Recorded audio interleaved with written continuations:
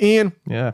there was an announcement from Polymega, which was released. It's the modular retro emulation-based console. Ooh, so it's the disc-based unit. Remember, and you buy the modules to play Genesis, Super Nintendo, was it TurboGrafx, and NES, right? Those are the modules for it. So this is interesting and concerning for a number of reasons for me. So the Polymega finally released.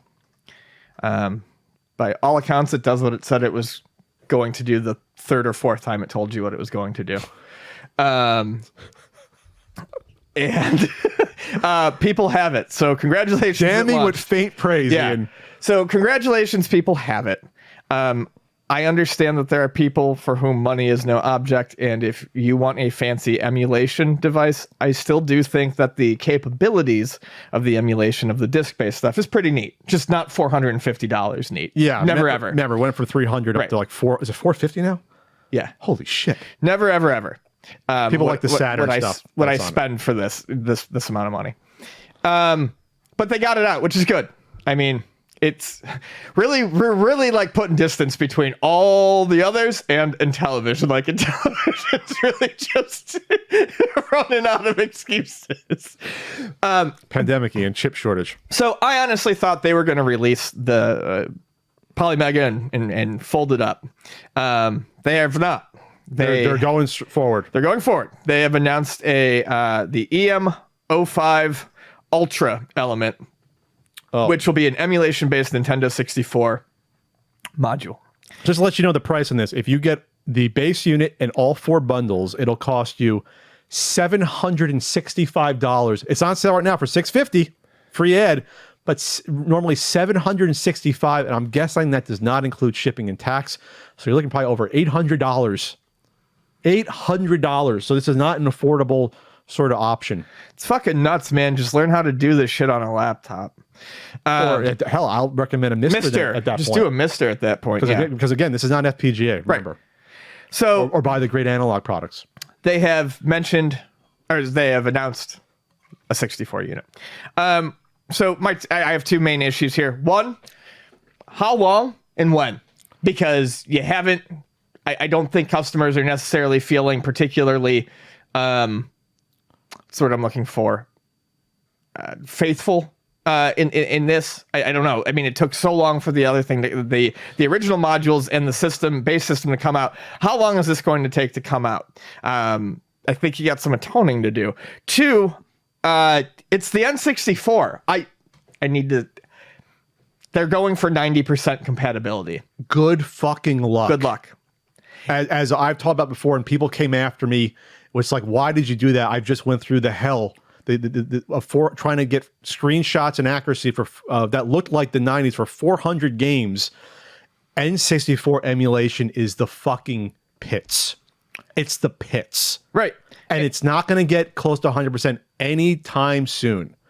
That's the problem with this. And the reason why Polymega works, that I'll even admit to, the reason why I don't like completely just damn them, is there is a market for this. People like this sort of stuff. They want the easy drop it in and go market. So why is Polymega successful? Well, you don't have to tinker with your emulators and stuff. You put in your Saturn discs and they play. You put in, what other disc systems does it do? Turbo CD, Sega PlayStation. CD, PlayStation. Yeah. Okay. You just put them in and off you go. N64 is not going to, I don't see an emulation. There's a reason why Hyperkin didn't put theirs out. Hyperkin will put out an HD version of any fucking thing they can, and sometimes even in not great of shape. If Hyperkin did not shit out a low quality N64 HD console, there's a reason, and it's because the technology is not there. It's going to be a nightmare. Thank you, Ian. There it is. Remember they initially announced that there was some weird photo of one at one event like 3.5 years ago? Yeah. And what did we say? That's not coming out anytime soon. And it didn't. Because they realized we can't just take emulators and make this work. You can't take one. This is the issue with the emulation. That's for emulation on the N64 has never gone for accuracy. It went to make sure games could run quickly on whatever hardware that existed that could run it. So they always focus on the more popular games, but not accuracy, especially in how they look. How they looked is not accurate at all. They look like late 90s PC games with all the different, like using DirectX and Glide and things like that. Right. It looks more like something more akin they're like PC ports. Yeah. Right.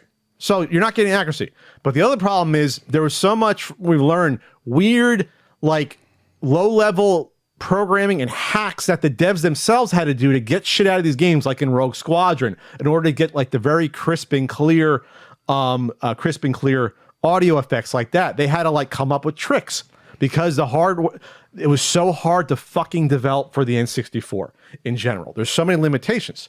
So in the journey of trying to help out the writers in terms of the book, in terms of even to play these games semi-accurately, we had to do workarounds and use at least 3 emulators: Project 64, MuPin, and I forget what the third one and RetroArch that was used, because there was not a one-size-fits-all solution to this emulation. There is not. You can play with one emulator and the game runs like crap, and another one it might be better. You have to use different plugins to get it to work, probably different audio plugins that won't work with some games, that work with others, video ones. It's a nightmare if you're going for 100% or even close to it. We're not even talking about the game accuracy and how they look. In order to emulate an N64 game to look like it looked on the hardware, you need a graphics card usually to do it. You need a powerful graphics card to run it with a stable frame rate. On my computer, I couldn't even run Rogue Squadron at a stable frame rate. And my graphics card's not that old. So, of course, you say, well, Pat, I can do with this. That's the point. So for them to do this, Ian, this is what they're going to have to do. This thing's going to have to use multiple different types of emulators. They're going to have different like configuration settings and plugin settings for each individual game. This is going to be a nightmare, potentially, for them to figure this out.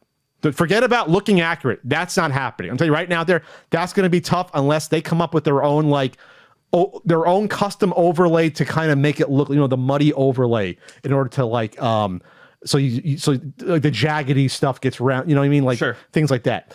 They're gonna have to do some work here, I think. But people are gonna go into this thinking this is gonna be, this is just like I played in the 90s. It ain't gonna be that. It's not. Right. I'm not even getting into multiplayer and things like that, and how some games you might have larger issues with computation power and emulators with multiplayer and things like that. Yeah, like, that's a good point. I mean, the only thing they would, I feel like the only way they could do this is the N64 library is, I guess, small enough that you go through and you just have it. I mean, you'd have to recognize every game that gets put in, and then do special configurations for every single one. I'm saying that's what they do. They're going to go through all 400 games. They're going to have to trial and error, do different plugins. I don't know if how many of those plugins available. Like for example, Project 64 has something called the Angry Lion plugin. That is one of the ones you have to use in order to have it look like the hardware, but you need a graphics card in order to run it, like a powerful graphics card. I don't know if any of these plugins are like, you can throw these on commercial products or not. I have no idea what the legality of this is. Oh, sure. In this interview with our favorite site now, Nintendo Life, it was basically asked that, and they said it'll employ the best legal solution we can provide while hitting the same minimum 90% compatibility requirement we have for our CD BIOS solutions and other supported game systems. Their goal is to hit 90%. Their goal. They may end up with like, say, 75%. So you'll be like, hey, Pat, I don't care. I want to play Ocarina. And you'll be like, okay, fine. What if you pick a random game and throw it in, you're going to have issues. Pick a random game. I told about the issues I had playing fucking arcade compilation pack, ROMs. I was playing Tapper at 3 frames a second because the emulator doesn't like that sort of game. It doesn't like that. It's like emulating like, within an emulator. It doesn't know how to do it. A little bit of, an Inception sort of deal. It's the worst console to emulate. The worst, I guess, of the, we'll just say it's the worst probably, because you can do GameCube and Wii fine. They have a Switch emulator because at that point it's a PC. N64 is the worst. It's the worst. I don't know about Jaguar. Where's Jaguar at? That's probably a piece of shit too because of the architecture. I would imagine that's got to be a that's probably nightmare. That's probably a nightmare as well. But no one cares about Jaguar, so why bring it up? Sure. Unfortunately. What, Pat? I like the Jaguar.